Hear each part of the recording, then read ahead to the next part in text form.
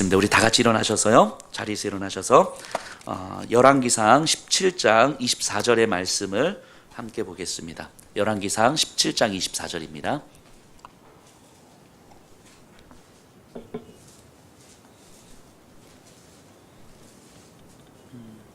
17장 24절 우리 한 목소리로 함께 읽겠습니다. 시작. 여인이 엘리야에게 이르되 내가 이제야 당신은 하나님의 사람이시요 당신의 입에 있는 여호와의 말씀이 진실한 줄 아노라 하니라. 아멘. 자리에 앉아주시기 바랍니다. 지난주에요 북이스라엘의 왕들에 대한 이야기를 우리가 잠시 살펴봤습니다. 여로보암, 나답, 바하사, 엘라, 시므리, 오므리, 굉장히 많은 왕들을 살폈어요. 역사적 이야기이고 사람 이름이 많이 나와서 우리 어렵게 느껴지실 수도 있는데 사람 이름은 다 기억 안 하셔도 돼요. 우리나라 조선왕조의 왕들도 다 기억을 못 하는데 뭐 이스라엘의 왕들 이름까지 다 기억하진 않으셔도 되는데 그러나 이들을 통해서 또 이 사건들을 통해서 하나님께서 뭘 말씀하고 싶으신지에 우리가 좀 관심을 기울이셔야 됩니다.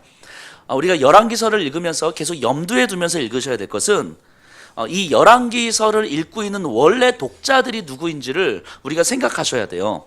이 열왕기서를 읽고 있는 사람들은 이스라엘 민족이 바벨론에 망해서 나라를 잃어버린 백성들이었어요. 망연자실에 있는 백성들. 정말 비참한 성도 다 불타고 먹을 것도 없고 그래도 심지어는 사람을 먹을 정도로 매우 비참한 삶을 살아갔어야만 했던 그 백성들에게 들려주는 이야기예요. 이 열왕기서는요. 그러니까 그 백성들 중에는 정말 하나님께서 살아계시는가, 하나님께서 살아계시다면 어떻게 우리한테 이러실 수가 있는가, 어쩌다 우리 민족이 이 지경까지 왔는가, 이런 질문들을 끊임없이 하나님 앞에 던졌을 거예요. 이게 분노의 목소리로, 불평과 불만의 목소리로, 절규와 탄식의 목소리로 끊임없이 하나님 앞에 질문을 던졌을 거예요. 그런 그들의 질문에 대한 대답이 열왕기서예요. 그러니까 그런 배경을 염두에 두고 이 글을 읽고 있는 그 사람들을 생각하면서 우리가 열왕기서를 좀 읽으셔야 되는데요. 구체적인 삶의 현장 속에서 던지는 질문에 대한 하나님의 대답이라고 생각하셔야 돼요. 그러니까 오늘을 사는 우리도 이제는 비슷한 것입니다. 우리들의 삶 속에 던지는 질문들에 대한 하나님의 메시지가 바로 이 열왕기서라고 보셔야 되는 거예요. 그러니까 단순한 역사 이야기가 아니에요. 여기 이 자리에 계신 분들이 지난 한 주간을 그냥 아무것도 안 하고 놀고 먹다 오신 분들은 없으실 거잖아요. 치열하게 살다가 오셨어요. 정말 자존심도 다 구기고 피곤함에 찌들어서 그럼에도 불구하고 살아내야만 하는 현실이기 때문에 이 악물고 지금까지 살아오신 거죠. 그럼에도 하나님을 믿기 때문에 큐티책 한번 펴보려고 애썼을 것이고 잠시 기도라도 한번 해보려고 몸부림쳤을 것이고 삶 속에서 하나님을 제대로 잘 기억하지 못했지만 그래도 순간순간 말씀에 순종하는 삶을 살아보려고 막 애를 쓰면서 살아오신 거잖아요. 그렇게 한 주간을 살아오셨잖아요. 그러다 보니까 때로는 평안과 기쁨도 있지만 또 많은 경우는 이해할 수 없는 현실과 내가 정말 이렇게까지 살아야 되는 걸까라고 하는 생각, 하나님의 말씀에 대한 회의가 들기도 하고요. 하나님을 조금씩 더 알아갈수록 믿음을 가지고 살아간다는 것이 점점 더 힘들어지는 것 같아서 진짜 이게 맞는 건가? 이렇게 살아가는 게 맞는 건가? 이런 생각 속에서 아마 살아오셨을 거란 말이죠. 그러면서 하나님 앞에 분노의 질문도 던지고 불평의 질문도 던지고 때로는 탄식과 절망의 질문도 던졌을 거예요. 그런 질문들에 대한 하나님의 대답이 바로 열왕기서인 거예요. 그러니까 오늘도 그리고 앞으로도 우리가 당분간 열왕기서를 계속 공부하면서 하나님이 우리의 각자의 삶의 현실 속에서 뭐라고 대답하시는지를 좀 관심을 기울여 보셨으면 좋겠습니다. 자, 지난주에 이제 북이스라엘의 왕들을 살피면서 이 반역을 거듭하는 상황을 살펴봤고요. 그리고 오므리라는 사람이 이제 반역을 반란으로 이제 정권을 잡아서 오므리 왕조가 시작되는 모습을 이제 봤어요. 16장 29절부터 한번 볼게요. 16장 29절.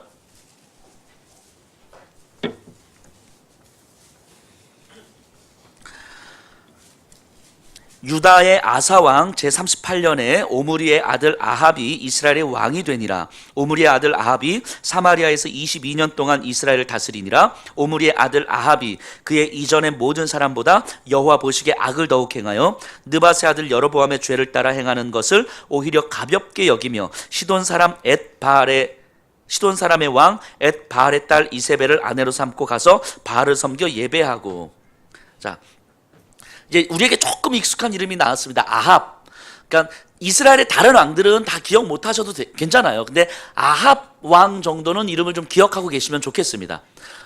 이스라엘 역사 속에서 가장 악한 왕이라고 손꼽히는 이 왕이거든요. 그래서 가장 선한 왕, 가장 악한 왕, 처음과 마지막 정도는 우리가 기억하고 있으면 좋을 것 같아요. 어쨌든 이 아합 왕은요, 이전의 모든 왕들보다 더 악한 왕이었다, 이렇게 이야기합니다.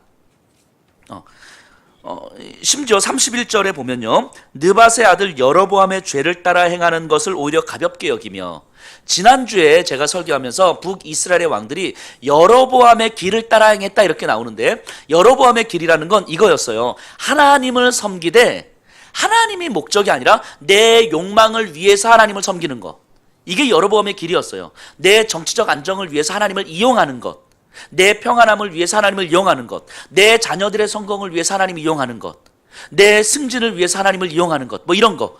내 초점은 내 삶의 안전에 초점이 있는 것이고, 하나님은 이것을 도와주시는 분, 그래서 하나님을 이용하는 것, 이게 여로보암의 길이라고 했어요. 그런데 지금 아합은요, 그 정도가 아니고 이제는 하나님을 이용하고 자시고도 없고 하나님이 그냥 아무것도 아닌 존재가 돼버린 거예요, 그러니까 아합에게는. 그리고 오히려 이제 누가 중심에 들어오냐면 바알이 중심에 들어옵니다. 바알. 이 시돈 사람의 왕 엣바알의 딸 이세벨을 아내로 삼고 가서 바알을 섬겨 예배하고. 엣바알은 사람 이름인데 이 바알과 함께 있다, 이런 의미거든요. 이름 자체가. 그러니까 바알의 추종자예요. 그 사람의 딸 이세벨을 아내로 맞은 거예요. 그리고 32절에 사마리아에 건축한 바알의 신전 안에 바알을 위하여 제단을 쌓으며. 사마리아는 북이스라엘의 수도예요.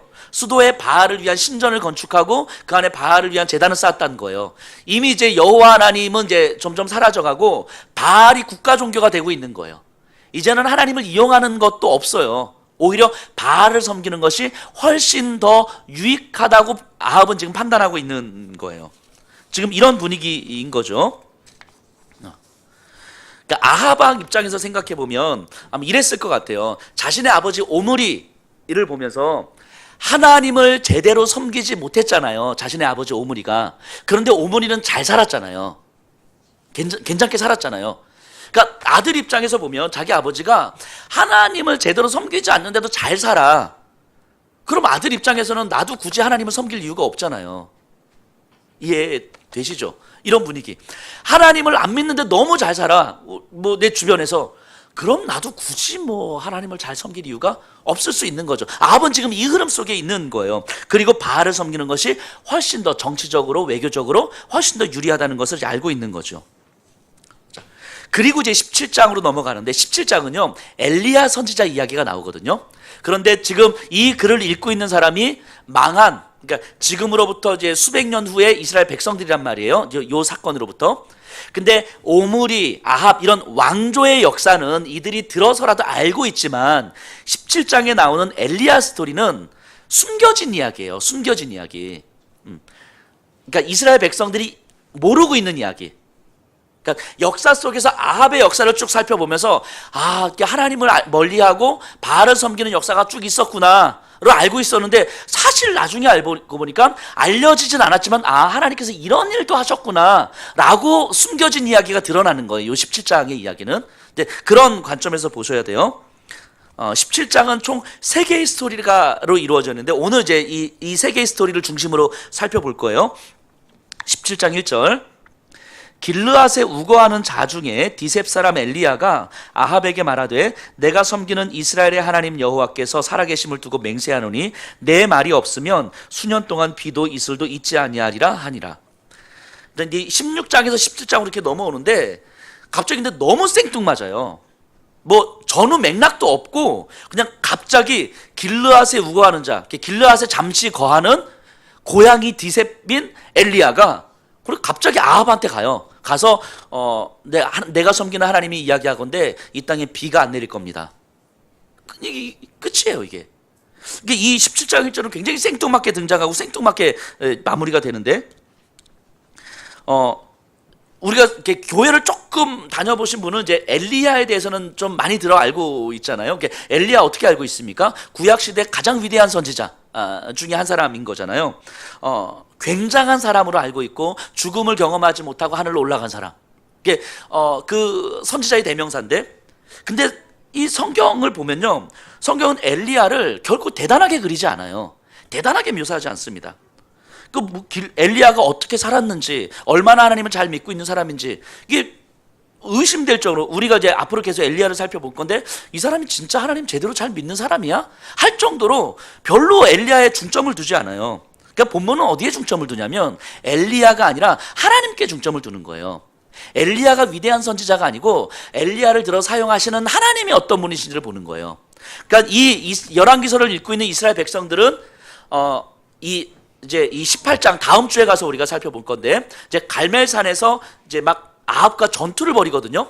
어마어마한 전투를 벌이는데, 그 전투를 벌이는 위대한 선지자 엘리야를 알고 있는데, 그 엘리야는 사실 처음 등장부터 아무것도 아닌 존재로 등장하는 거예요. 아무것도 아닌, 하나님이 아니면 아무 존재도 아닌, 그리고 믿음도 이게 있는 사람인지 없는 사람인지조차 모를 정도로 그냥 그런 방식으로 등장하는 거예요. 그러니까 성경은 엘리야에 초점을 맞추는 것이 아니라 엘리야를 사용하시는 하나님께 초점을 맞추고 있다라고 하는 것을 우리가 보셔야 돼요. 자, 엘리야가 어쨌든 아합 왕에게 뭐라고 이야기하냐면 비를 내리지 않을 것이다 이렇게 이야기합니다. 하나님이 원하시면 이 땅에 비가 없을 것입니다. 자, 당시에 비는요, 하늘에서 내리는 비는 누구에게 속한 거냐면 바알에게 속한 거였어요. 바알에게. 그러니까 아합도 이세벨도 바알 신에게 그렇게 열심히 제사 드리고 열심히 예배를 드리면 바알이 하늘에서 비를 내려주는 거예요. 그러니까 바알은 천둥과 번개의 신이거든요. 그래서 천둥과 번개의 신인 바알이 하늘에서 비를 내리면 땅의 신이 그 비를 받아서 풍성한 수확을 만드는 거예요. 그럼 비를 관장하는 건 바알인 거예요. 그런데 어디 듣도 보도 못한 놈이 하나 등장해가지고 아합 왕에게 딱 가서 내가 섬기는 하나님이 그러시는데 앞으로 이 땅에 비가 안 내릴 겁니다, 이렇게 이야기한 거예요. 자, 이거는 굉장히 위험한 도전인 거죠. 왕권에 대한 도전이기도 하지만 이세벨과 아합이 만든 국가 종교에 대한 도전인 거죠. 바알 신에 대해서 완전하게 거부하는 거죠. 즉 바알 신이 비를 관장한다고 생각하지만 웃기는 소리 하지 마십시오. 이 비는 이 땅을 창조하신 하나님이 내리시는 거지 바알 신이 내리는 게 아닙니다, 이 얘기한 거예요 지금. 그러니까 바알 신에게 어마어마한 정면적인 도전장을 지금 내밀고 있는 거예요. 자, 엘리야가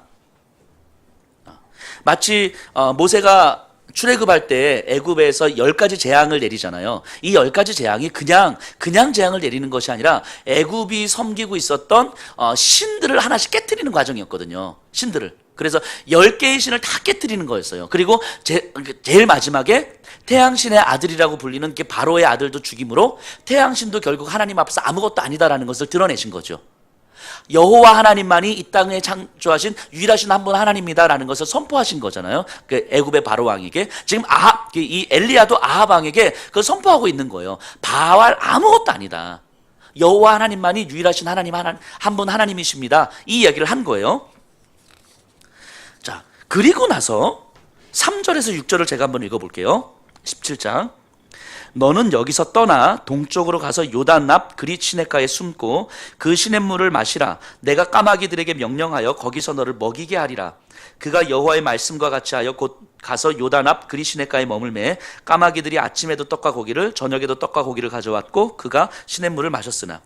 자, 이 장면을 그려보셔야 돼요. 우리가 역사서를 보실 때는요, 그냥 문장으로만 계속 읽으시면 그 입체감이 떨어져요. 이 영상을 보시는 것처럼 한번 그려보셔야 돼요. 지금 하나님이 3절에서 뭐라고 말씀하시냐면 엘리야에게 도망가라 이 얘기하는 거예요. 도망가라.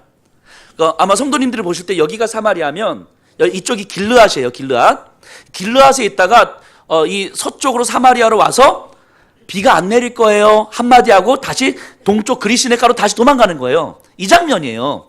엘리야가 와서 뭐 하고 있어요? 막 길르앗에서 사마리아 와서 아합 왕이요, 하나님이 말씀하신 비 안 내릴 겁니다. 그리고 막 도망가는 거예요. 그러니까 이게 우리는 이제 엘리야를 생각하면서 뭔가 당당하게 아합 왕에 딱 가서 왕이여 내가 섬기는 하나님이 말씀하시는데 하나님이 말씀하지 않으면 비가 내리지 않을 것입니다.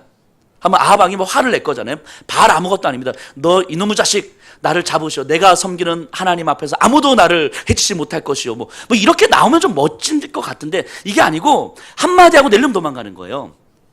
이 장면이에요. 그러니까 우리 하나님은 참 인격적이세요. 굉장히 인간적이세요. 그러니까 뭔가 이렇게 뭐 순교할 수 있는 힘을 주셔도 참 좋을 텐데 바로 도망가라고 말씀하시는 거죠. 그러니까 엘리야의 상태를 너무 잘 알고 계시는 것 같아요. 그러니까 아직 아니다 이거죠. 아직 아니다. 엘리야 너는 아직 아니다. 그냥 이 정도만 해도 넌 충분해. 너 다 했어. 그러니까 이건 제가 상상하는 거예요. 엘리야가 아합 왕 할 때 갈 때 저 같았으면 이랬을 것 같은 게 다리가 후두루두 떨려가지고 마치 제가 티익스프레스 타러 갈 때처럼 후두루두 떨려가지고 이렇게 안 타면 안 돼 이렇게 떨려가 이런 그리고 하고 낼름 도망갔던. 그리고 아마 하나님이 엘리야에게 너 도망가라 말씀하지 않으셨어도 엘리야는 도망갔었어야 됐어요. 방법이 없잖아요. 방법이. 그러니까 하나님은 엘리야에게 아직은 하나님에 대해서 너 더 배워야 된다. 하나님을 더 경험해야 된다. 그러니까 지금은 도망가라 이렇게 말씀하시는 거예요. 그러니까 하나님은 이 삶을 걸고 믿음을 지키도록 도와주시기도 하시지만 우리의 수준과 우리의 영적 상태를 너무 잘 아시기 때문에 우리에게 합당한 방식으로 하나님을 알려주시죠. 그리고 합당한 방식으로 사용하시는 거예요. 그러니까 우리는 많은 경우 뭔가 잘 준비돼서 순교의 각오로 아합 왕에게 가서 막 사용될 것 같지만 하나님은 그게 아니라고 말씀하시는 거예요. 그건 우리 생각일 수 있는 거예요. 하나님은 엘리야처럼 그냥 가서 한마디 낼름하고 도망와도 너 그걸로 충분한 거야. 너 그걸로 내가 시킨 일 다 한 거야. 괜찮아. 하나님은 그렇게 생각하는 거예요. 근데 우리가 뭔가 내가 아직 준비가 안 돼서 안 될 것 같고 내가 준비가 돼서 뭔가 순교의 각오가 돼야지 뭔가 믿음의 준비가 돼야지만 하나님 앞에서 뭐 사용될 것 같고 이건 우리 생각일 수 있는 거죠. 하나님은 그렇지 않다고요. 하나님은 부족하고 연약한 모습 그대로 믿음이 없으면 믿음이 없는 모습 그대로 그 수준에 합당한 방식으로 사용하시는 거예요. 왜냐하면 이것은 하나님의 일이고 하나님께서 사용하시는 거지 우리의 일이 아니기 때문인 거예요. 그러니까 엘리야를 여기까지 딱 사용하시는 거죠. 그래 너 됐어. 이 한마디 했으면 됐어. 너 이제 빨리 도망가. 이렇게 얘기한 거예요. 그래서 도망갔어요. 엘리야는. 근데 이 엘리야의 모습을 보면서 이런 생각도 한편 해보게 됩니다. 우리 성도님들 중에서 이런 마음 갖고 계신 분들 계시죠. 이렇게 말씀에 순종하고 싶은데 정말 잘 안 돼서 막 가슴 찌시는 분들. 그렇게 낙심하지 마세요. 괜찮아요. 내 삶에 막 변화가 없는 것 같다고 자괴감 갖지 마세요. 괜찮아요. 아마 하나님은 그냥 하나님을 더 경험하고 하나님을 더 훈련하라고 허락하시는 시간인 거예요. 바꿔 말하면 아직 하나님을 온전히 경험하지도 못하고 하나님 앞에서 온전히 훈련받지도 않았는데 뭘 변화되려고 그렇게 애를 쓰시냔 말이죠. 그러지 않으셔도 돼요. 그러니까 변화는 우리의 몫이 아니라 하나님의 몫인 거예요. 단지 우리가 도망가지 않고 그 자리에서 하나님을 보는 연습을 끊임없이 하면 어느 순간 우리의 수준에 합당한 방식으로 하나님은 우리를 사용하시고 사용하시는 것만큼 우리를 또 연습시키시고 연습시키는 것만큼 또 우리를 사용하시는 거예요. 그러니까 하나님의 그림에 우리가 맞춰가야 되는 거지 내가 빨리 변화되고 싶고 내가 빨리 뭐 순종하고 싶고 내가 빨리 하나님의 큰 그림을 그리고 싶고 그러지 마세요. 그건 내 그림일 수 있는 거죠. 하나님의 그림에 우리가 맞춰가는 연습을 하셔야죠. 어쨌든 하나님이 엘리야에게 그렇게 말씀하신 다음에 이렇게 말씀하세요. 너 그리 시냇가에 숨어서 시냇물을 마셔. 그리고 까마귀가 너를 먹일 거야. 이게 무슨 말도 안 되는 소리예요. 그죠? 이게 말이 안 되는 소리잖아요. 그러니까 아합 왕에게 가서 비가 안 올 겁니다 라고 말하는 것보다 훨씬 더 황당한 이야기인 거잖아요. 그런데 지금 상황을 보세요. 이 엘리야가요 하나님을 너무너무 신뢰해가지고 막 쫓아갔다기보다는 길이 없는 거예요. 지금 아합 왕에게 죽게 생겼는데 자기에게 갈 길이 없잖아요. 그러니까 하나님 말씀이라도 쫓아가는 거죠. 지금 이렇게 끌려가듯이 끌려가는 거예요. 정신 차려서 눈 들어보니까 이 길밖에 없는 거죠. 그러니까 까마귀가 줄지 까치가 줄지 토끼가 줄지 모르겠지만 어쨌든 도망가고 봐야 되는 거잖아요. 그 지금 그리시네가로 간 거예요. 그런데 진짜로 아침 저녁으로 까마귀가 떡과 고기를 물어다 주는 거예요. 하루에 고기를 몇 번씩 먹어요? 2번씩 먹어요. 엘리야가. 저도 하루에 2번씩 매일 하루에 한 번씩도 못 먹는데 저는 광야의 이스라엘 백성도 하루에 한 번씩 먹었잖아요. 광야 이스라엘 백성도. 그러니까 지금 이 엘리야 스토리는요, 광야 이스라엘 백성이 이야기하고 우리 끊임없이 저자가 의도적으로 연결시키고 있는데, 어쨌든 이 엘리야가요 상당히 잘 먹고 있는 거예요. 물도 잘 먹고 있고 떡과 고기를 아침 저녁으로 먹고 있는 거예요. 이러면서 오, 까마귀가 대단한데? 엘리야가 이런 마음 품었을까요? 까마귀가 대단해. 까마귀를 신성시 여기고 까마귀 형상 만들어가지고 까마귀를 섬기고, 이게 아니고 하나님 앞에 훈련을 받고 있는 거죠. 나는 길이 없어가지고 살려고 생존을 위해서 도망쳐 나왔는데 하나님은 나를 먹이시는구나. 나는 내 생존이 중요해서 도망쳐 나오는데, 근데 눈을 들어보니까 하나님 말씀에 따르는 길밖에 없어서 따라서 왔는데 이 길에 있다 보니까 하나님이 나를 먹이시는구나. 하나님의 말씀에 순종하는 연습을 지금 하고 있는 거죠. 하나님을 경험하는 연습을 지금 엘리야는 지금 하고 있는 거예요. 그래서 하나님이 어떤 분이신지를 지금 배워가고 있는 거죠. 그래서 까마귀가 중요한 게 아니라 까마귀를 통해서 먹이시는 하나님을 조금씩 보고 있는 거예요. 자, 근데 7절 보세요. 땅에 비가 내리지 아니하므로 얼마 후에 그 시내가 마르니라. 가뭄으로 시내가 말라요. 자, 우리가 이 결론부터 생각하시면 안 되고요. 계속 이 역사 스토리를 볼 때는 이 장면에서 생각하셔야 돼요. 그러니까 엘리야 입장에서 생각해 보세요. 하루하루가 내일을 기약할 수 없는 삶인 거잖아요. 지금 아합으로부터 피해서 왔는데 하나님이 까마귀를 통해서 이렇게 막 주시니까 뭐 감사하고 은혜, 야, 역시 진짜 하나님, 제가 하나님 말씀에 순종하겠습니다라고 하는데 어느 순간 시내가 말라요. 까마귀는 계속 날아오는데 시내가 말라. 어느 순간 이제 까마귀도 이제는 이 불평으로, 뭐야 쟤는 맨날 오고 난리야 막 이런, 까마귀도 이제 불평으로 들리는 거 아니겠어요? 하나님의 은혜를 경험했고 감동도 분명히 경험했고 하나님께서 나를 먹여 살리는 것도 경험했는데 물이 말라서 물이 없는 상황이 딱 됐을 때는 또 이게 답답한 거예요. 삶이 이제 막연해지는 거죠. 갈수록 태산인 거예요. 이제 까마귀도 반갑지 않고 이제 하나님 어떡해요? 라고 이야기하는 거죠. 근데 사실 엘리야가 갈 데가 없잖아요. 지금 이스라엘로 다시 가면 뭐 죽을 것 같고, 근데 여기 있으면 또 먹을 것이 없고 물이 없어서 죽을 것 같고, 뭔가 하나님을 일을 위해서 준비하는 과정이라면 여기서 지금 숨고르기 하고 다시 심기일전에서 나가야 되는데 상황은 갈수록 더 안 좋아져요. 갈수록. 그래서 이제 내가 어떻게 해야 되지? 뭐 해야 되지? 엘리야가 그릴 수 있는 게 하나도 없어요. 계획을 할 수 있는 게 하나도 없어요. 지금. 그러니까 어쩔 수 없이 하나님이 뭐라 말씀하시는지 기다릴 수밖에 없어요. 어쩔 수 없이. 자, 하나님 뭐라 말씀하시는지 보세요. 9절에 너는 일어나 시돈에 속한 사르밧으로 가서 거기 머물라. 내가 그곳 과부에게 명령하여 내게 음식을 주게 하였느니라. 자, 하나님이 어쩔 수 없이 하나님 말씀을 기다릴 수밖에 없는데 하나님이 어디로 가라고 그러세요? 시돈에 있는 사르밧. 자, 갈수록 가관입니다. 자, 시돈 누가 살던 곳이에요? 누구의 고향입니까? 우리 아까 16장에서 살펴봤는데 이세벨의 고향이죠. 이세벨의 홈그라운드잖아요. 시돈은. 지금 아합과 이세벨을 피해서 지금 그리시네가로 왔어요. 근데 여기서 죽을 것 같아서 하나님 도대체 어떻게 해요? 하고 있는데 하나님이 시돈으로 가라고 이야기하는 거예요. 이세벨의 홈그라운드로 가라고. 이게 갈수록 가관이죠. 근데 그곳 사르밧 지역에 가면 한 과부를 만날 텐데 과부가 너에게 먹을 것을 줄 거야. 이렇게 이야기를 합니다. 그래서 어쨌든 뭐 지금 방법이 없잖아요. 이스라엘로 갈 수도 없고 여기 있을 수도 없고, 그러니까 뭐 하나님 말씀에 따를 수밖에 없죠. 시돈으로 가서 사르밧으로 갑니다. 얼마나 조심스럽게 들어갔겠어요? 그랬더니 거기서 한 과부를 만나요. 과부를 만나서 엘리야가 뭐 얘기를 했겠죠. 나는 사실은 하나님을 믿는 사람인데, 이 과부는 이방 여인이잖아요. 하나님을 알지 못하는. 그러니까 나는 하나님을 믿는 사람인데 하나님이 이만저만 해가지고 여기 오라고 했는데 당신을 만났습니다. 그리고 나서 11절 12절 그가 가지러 갈 때에 엘리야가 그를 불러 이르되 청하건대 내 손에 떡 한 조각을 내게로 가져오라. 하나님 시킨 대로 했어요. 떡 한 조각 나한테 가져와라. 그랬더니 12절에 그가 이르되, 과부가 얘기하는 거죠. 당신의 하나님 여호와께서 살아계심을 두고 맹세하노니 나는 떡이 없고 다만 통에 가루 한 움큼과 병에 기름 조금뿐이라. 내가 나뭇가지 둘을 주어다가 나와 내 아들을 위하여 음식을 만들어 먹고 그 후에는 죽으리라. 자, 갈수록 최악입니다. 갈수록 최악. 자, 시돈까지 사르밧까지 갔어요. 과부를 만났어요. 딱 이야기를 했는데 이방 여인이잖아요. 그러니까 엘리야를 보고 내가 당신이 신의 말씀을 듣고 왔다고 하니까 당신의 하나님을 두고 내가 맹세하건대 내가 떡을 주고 싶지 않아서가 아니라 진짜 가루 한 움큼 남았는데 이거 가지고 떡 만들어서 내 아들하고 나하고 먹고 죽으려고요.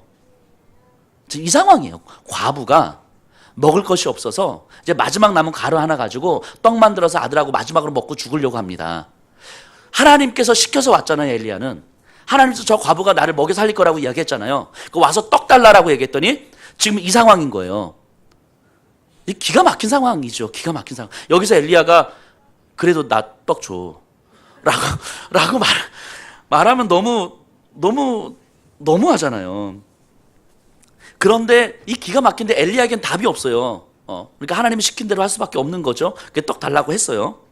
근데 이 엘리야가 아합 왕에게로 갔다가 그리시네가로 도망갔다가 사르밧까지 왔다가 과부를 만났다가 뭐 등등 이런 사건들의 흐름들을 좀 보면 이런 생각을 해봅니다. 우리가 신앙생활을 하면서 경험할 수 있는 그 여정들일 것 같아요. 우리가요 그냥 교회 그냥 왔다 갔다 하든가 아니면 내 결단과 내 열심 가지고 그냥 신앙생활하면 내 열심으로 만족하면서 신앙생활 할 수 있어요. 내가 이렇게 교회 열심히 나왔는데, 내가 헌금 이렇게 많이 했는데, 내가 봉사 이렇게 많이 했는데, 이렇게 그냥 내 열심으로 만족하면서 할 수 있어요. 괜찮아요. 그런데 신앙을 제대로 갖기 시작하면요, 말씀을 제대로 듣고 이 말씀으로 내 마음을 제대로 들여다보고 내가 말씀에 순종하고자 하는 삶을 살려다 보면요, 어려워요. 신앙생활이 점점 더 어려워져요. 갈수록 더 고난이도의 상황에 직면하게 돼요. 그러니까 제대로 신앙생활을 하려다 보면 사실 내가 감당할 수 없을 것 같은 환경들이 계속 오는 거죠. 때로는 숨이 턱턱 막히는 것 같기도 하는 거예요. 그러니까 이렇게 말씀 듣고 온전히 순종하려다 보면 너무 힘에 겹고 내가 이렇게까지 해야 되나 저렇게까지 해야 되나 내 마음을 깊이 들여다봐야 되나 하면서 적당히 하고자 하는 유혹에 우리는 쉽게 무너지는 거죠. 그런데 이 엘리야처럼 말씀을 듣고 순종하고 말씀을 듣고 순종하다 보면 갈수록 가관인 상황들을 우리는 경험하게 되는 거예요. 안전한 삶이 아니라 훨씬 더 불안정한 삶이 만들어져요. 진짜로요. 십자가의 길을 걷다 보면 말씀에 순종하는 길을 걷다 보면 이 땅 가운데서 안전하고 편안한 삶이 보장되는 것이 아니라 훨씬 더 불안전하고 훨씬 더 불확실하고 훨씬 더 두렵고 불안한 삶이 우리에게 주어진다고요. 말씀에 순종하는 삶을 가다 보면. 그런데 이 엘리야도 방법이 없으니 말씀에 귀를 기울이고 그 내 마음을 말씀으로 성찰하는 것밖에 없는 거예요. 그래서 그냥 그대로 가는 거예요. 떡 달라고 했어요. 14절 15절 이스라엘의 하나님 여호와의 말씀이 나 여호와가 비를 지면에 내리는 날까지 그 통의 가루가 떨어지지 아니하고 그 병의 기름이 없어지지 아니하리라 하셨느니라. 그가 가서 엘리야의 말대로 하였더니 그와 엘리야와 그 식구가 여러 날 먹었으나 16절 여호와께서 엘리야를 통하여 하신 말씀같이 통의 가루가 떨어지지 아니하고 병의 기름이 없어지지 아니하니라. 그 가정에 가루와 기름을 떨어뜨리지 않으셨어요. 그러니까 하나님을 경험하는 순간이죠. 이걸 보면서 오 대단한 이런 기적이 이게 아니라 엘리야는 지금 계속해서 하나님을 경험하는 단계를 연습하고 있는 거예요. 그리시네가에서 하나님을 경험했던 것과 이 사르밧 과부의 삶에서 하나님을 경험하는 것. 근데 이 하나님을 경험하기까지 엘리야가 따라써야 될 말씀이 있었던 거예요. 절망 내일을 기약할 수 없는 불안한 내일에 대해서 한 걸음 순종해야만 했던 순간들이 있었던 거죠. 근데 그 순간들을 통하여서 하나님을 경험하고 있는 거예요. 자, 이 진행되는 이야기들을 잘 보세요. 단순한 기적 이야기를 하는 게 아니죠. 아합 왕의 시대에 굳이 하나님이 없어도 크게 문제없이 살아가는 그 시대에 하나님은 그리시네가에서 시돈 땅 사르밧에서 여전히 하나님이심을 드러내고 계시는 거예요. 하나님을 경험하는 것, 답이 없는 내일 같지만 불안한 내일 같지만 좌절과 절망 가운데서 탄식할 수밖에 없는 내일 같지만 그럼에도 불구하고 그 말씀에 한 걸음 순종했을 때 경험할 수 있었던 그 하나님의 은혜를 지금 기록하고 있는 거라고요. 지금 이 이야기를 망연자실한 이스라엘 백성들이 듣고 있는 거잖아요. 식민지에서. 이 들으면서 어떤 생각을 했을까? 이랬을 것 같은 거죠. 이런 이야기가 있었구나. 아합 왕 시대에 완전히 패역한 범죄만 있는 줄 알았는데 하나님의 이야기가 드러나진 않았지만 숨겨진 이런 이야기가 있었구나. 근데 하나님의 말씀에 순종하려다 보니까 그 당시에 정치적인 박해와 경제적인 위협 가운데 놓여질 수밖에 없었는데 불안정한 삶 속에 살아갈 수밖에 없었는데 말씀에 순종하는 그 삶이 불안정하고 두렵고 불안하고 여전히 나를 긴장하게 만들어주지만 결국 이 길을 통해서 하나님을 경험하는 거였구나. 그 길을 선택했더라면 우리가 지금 이 지경까지 오진 않았을 텐데 이런 생각을 하면서 지금 열왕기서를 읽고 있지 않겠습니까? 그러니까 이 엘리야가 걸어가는 이 한 걸음 한 걸음이 마치 믿음의 결단을 통해서 하나님을 신뢰하기 때문에 뭐 큰 믿음의 거장이 걸어가는 한 걸음, 이런 걸음이 아니라 꾸역꾸역 끌려가는 걸음인 거예요. 꾸역꾸역 끌려가는 걸음. 그럼에도 불구하고 다른 길이 없기 때문에 하나님께서 다른 길을 막아주셨던 거겠죠. 이 길밖에 없도록 만들어주셨던 거겠죠. 그러니까 이 길이 즐거워서가 아니라 이 길밖에 없어서 이 길을 걸어갈 수밖에 없던 엘리야. 근데 이 길 위에서 하나님은 계속해서 경험해 시켜주시는 거예요. 하나님은 만나주시는 거예요. 그러면서 엘리야가 조금씩 하나님을 알아가고 하나님 앞에 훈련이 되어져 가는 거죠. 그러니까 우리에게 하나님께서 막다른 길을 허락하시는 것은 이 길을 걸어가야만 하나님을 경험할 수 있기 때문이라고 하나님 말씀하시는 거죠. 근데 이 글을 읽고 있는 이스라엘 백성들이 그거를 우리도 미처 알았었더라면, 우리의 조상들이 이걸 알았었더라면 힘들어도 그 길 걸어갔을 텐데, 이렇게 후회하면서 이 글을 읽고 있지 않겠습니까? 자, 17절 보세요. 마지막 세 번째 스토리인데요. 이 일 후에 그 집 주인 되는 여인의 아들이 병들어 증세가 심히 위중하다가 숨이 끊어진지라. 그 집에 있는데 그 과부의 아들이 죽은 거예요. 엘리야가 있을 때. 그러니까 이 과부가 뭐라고 이야기하냐면 18절, 이 여인이 엘리야에게 이르되 하나님의 사람이여 당신이 나와 더불어 무슨 상관이 있기로 내 죄를 생각나게 하고 또 내 아들을 죽게 하려고 내게 오셨나이까. 내 죄를 생각나게 하고. 그러니까 이때 당시에는 이런 게 있었어요. 이렇게 질병 또는 죽음은 죄의 결과라고 생각했던 거예요. 근데 이 여인은요, 엘리야와 같이 있으면서 하나님에 대해서 들었을 거잖아요. 하나님의 이야기를. 그러면서 하나님을 알지 못하는 것이 죄고, 내가 죄인이었구나, 이런 것을 막 깨달았을 거잖아요. 근데 그때 아들이 죽은 거예요. 그러니까 이 여인은 이렇게 이야기하는 거죠. 당신이 차라리 안 왔었더라면, 내가 하나님을 알지 못했더라면 내가 죄인이라는 것도 깨닫지 않았을 거고, 내가 죄인이라는 것을 깨닫지 못했으면 내 아들도 죽지 않았을 텐데 당신 때문에 죽은 거라고. 뭔가 이렇게 억지 같은데 이게 또 그런 것 같아요. 그러니까 이 여인이 어쨌든 하소연할 데가 없으니까 엘리야한테 한 거죠. 근데 엘리야도 사실은 할 말이 없었어요. 내가 있을 때 하나님이 이 집을 지켜주신다고 했는데, 이 자녀들을 살려주신다고 했는데 하나님 이게 뭡니까? 하면서 하나님 앞에 엘리야도 절규를 합니다. 살려달라고. 그리고 하나님은 엘리야의 기도를 들으시고 이 아이를 살려주세요. 그리고 나서 그 과부가 고백하는 말씀이 24절이에요. 24절 읽어볼게요. 여인이 엘리야에게 이르되 내가 이제야 당신은 하나님의 사람이시요 당신의 입에 있는 여호와의 말씀이 진실한 줄 아노라 하니라. 하나님의 사람, 하나님의 말씀이 진실한 줄 아노라. 자, 지금 27장 전에 배경이 뭐였었냐면 아합 시대였단 말이에요. 하나님이 사라져버린 시대. 근데 이 이방 여인의 입술을 통하여서 하나님의 말씀이 진실합니다라고 고백이 이루어지는 거예요. 이 고백 이끌어내려고 지금 17장 엘리야 스토리를 하나님께서 만들어 오시는 거죠. 엘리야를 훈련시켜 주시는 거죠. 그러니까 겉으로 드러날 때는, 이 세상에서 볼 때는 아합이 중심이 되는 질서 같지만 눈에 보이지 않게 진짜 하나님이 창조 주시고 하나님의 말씀은 진짜입니다라는 것이 역사 속에 흐르고 있다는 것을 이방 여인을 통해서 보여주고 있는 거예요. 단지 그것을 볼 수 있는 사람이 있느냐 없느냐의 차이인 거죠. 거의 대부분의 사람들은 그것을 볼 수 없었기 때문에 아합의 질서를 살아가는 거고, 그 아합의 질서 이면에서 보이지 않지만 창조주 하나님의 말씀이 진실하다는 것을 볼 수 있었던 사람은 그 말씀에 따르는 삶을 사는 거잖아요. 지금 27장을 통해서 하나님이 어떤 분이신지를 지금 드러내고 있는 거예요. 그리고 그 하나님이 어떤 분이신지를 드러내기 위해서 엘리야를 훈련시키는 장면을 보여주고 있는 거죠. 그러니까 하나님은 하나님이심을 드러내시는데 하나님은 엘리야와 같은 사람을 통해서 드러나시더라 하는 거예요. 그래서 하나님이 숨겨진 것 같지만 사실은 하나님은 여전히 하나님의 일을 하시더라 하는 거죠. 여러분들 그 사사기, 창세기, 출애굽기, 레위기, 민수기, 신명기, 여호수아, 사사기, 요 사사기의 마지막 장 마지막 절이 어떻게 끝나는지 아세요? 사사기 22장 25절 어떻게 끝납니까? 그때에 이스라엘에 왕이 없었으므로 각각 자기 소견에 오른 대로 행하였더라. 이렇게 끝나요. 자, 사사 시대에 이스라엘에 왕이 없었으므로 이렇게 이야기합니다. 자, 그때 왕이 있었습니까? 없었습니까? 왕이 있었죠. 왕이 있었죠. 하나님이 왕으로 계셨잖아요. 그래서 다른 왕이 필요가 없었죠. 하나님이 왕으로 계셨는데, 그런데 이스라엘 백성들이 하나님을 왕으로 인정하지 않는 거예요. 왕이 있지만 왕으로 인정하지 않기 때문에 왕의 말씀을 들어야 될 백성들이 왕으로 인정하지 않기 때문에 왕의 말이 아닌 자기의 소견에 따른 삶을 살아가는 거예요. 이게 사사기 말기 시대의 배경이었다고요. 왕이 계셨지만 왕을 인정하지 않는 시대. 이 북이스라엘이 마치 그런 시대였어요. 하나님이 왕으로 계셨지만 하나님을 왕으로 인정하지 않고 바알이 왕인 것처럼, 아합이 왕인 것처럼 살아가는 시대. 네. 마치 오늘날도 똑같은 거죠. 똑같은 이야기를 하는 거예요.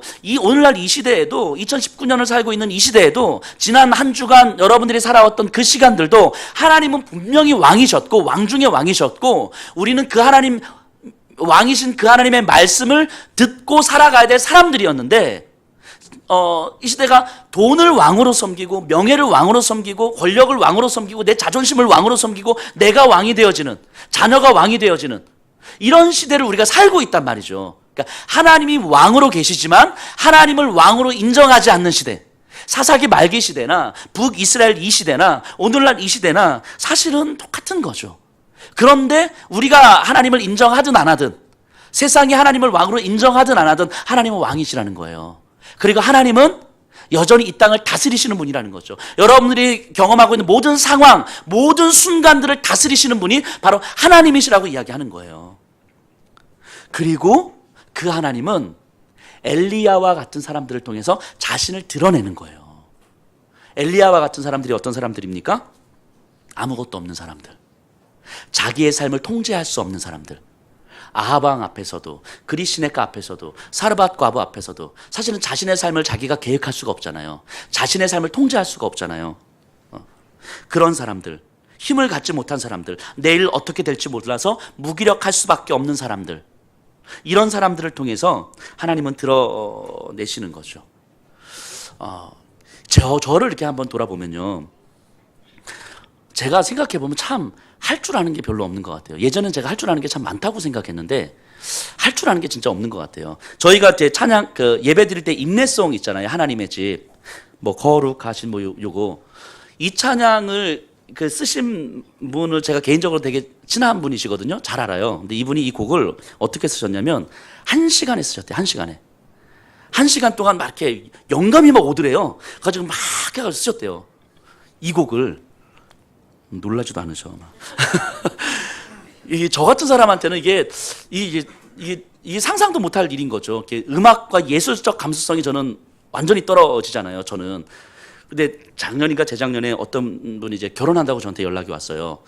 저한테 결혼 오면 뭐 축하해달라고, 아니면 주례해달라고, 아니면 기도해달라고 전화 오잖아요. 근데 저한테 축가해달라고 전화가 오더라고요. 그래서 제가 축가했어요. 축가했어요. 이 목소리로.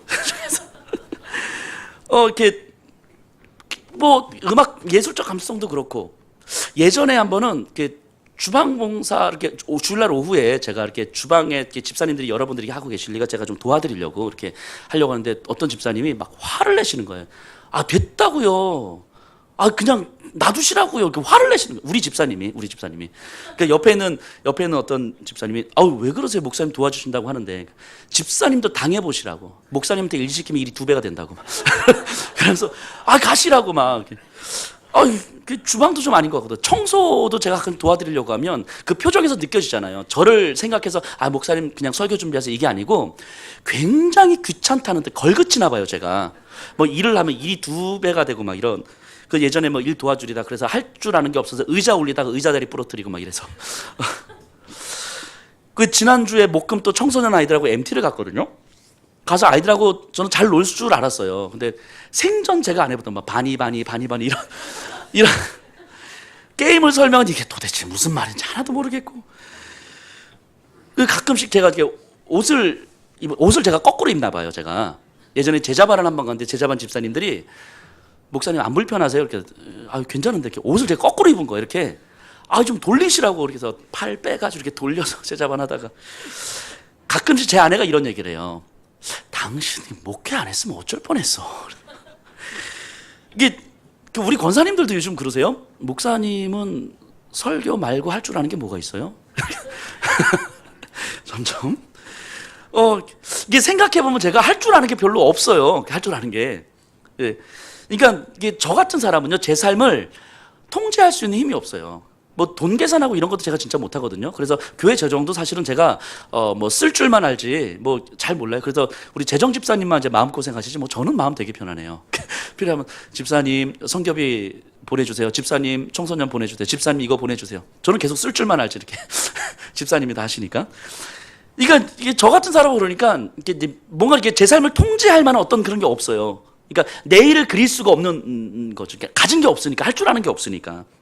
근데 생각해 보세요. 우리가 우리의 삶을 통제할 수 있다는 것, 내가 내 삶을 통제할 수 있다는 것, 내가 내일을 그릴 수 있고 내가 한 달 후, 1년 후, 10년 후를 그릴 수 있다는 건 내가 힘을 가지고 있다는 거잖아요. 그것이 돈이든 뭐 능력이든 힘을 가지고 있다는 거잖아요. 내 삶의 힘을 내가 가지고 있다는 것은 내가 내 삶의 주인이란 이야기잖아요.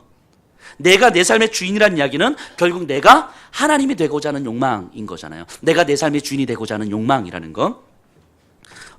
근데 힘이 없으니 삶을 통제할 수가 없고, 삶을 통제할 수가 없으니 내일이 불안하고 두려울 수밖에 없고, 그러니까 하나님의 은혜를 구할 수밖에 없는 거죠.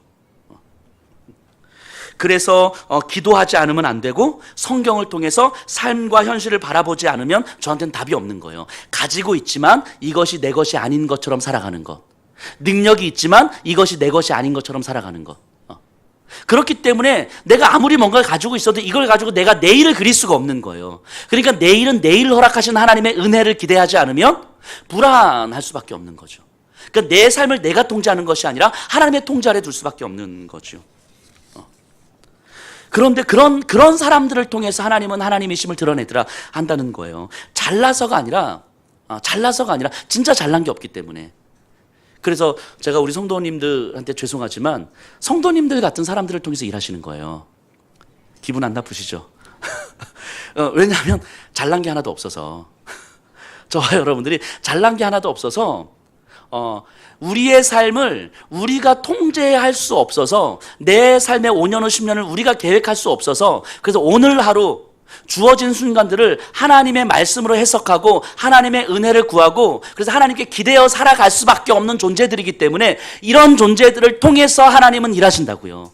이 세상은 여전히 힘을 가져야 된다고 이야기하고, 이 세상은 여전히 권력이 있어야 된다고 이야기하고, 잘나야 된다고 이야기하고, 인정을 받아야 된다고 이야기하고, 그 질서에, 그 아합적 질서에 우리도 모르게 살아가는데, 그런 질서에 편승해서 살아갈 만한 능력이 없는 우리들, 그래서 하루하루 하나님의 은혜를 기대하지 않으면 살 수밖에 없는 우리들, 그런 우리들을 통하여서 이 아합적 질서에서 하나님을 드러내시더라 하는 거예요.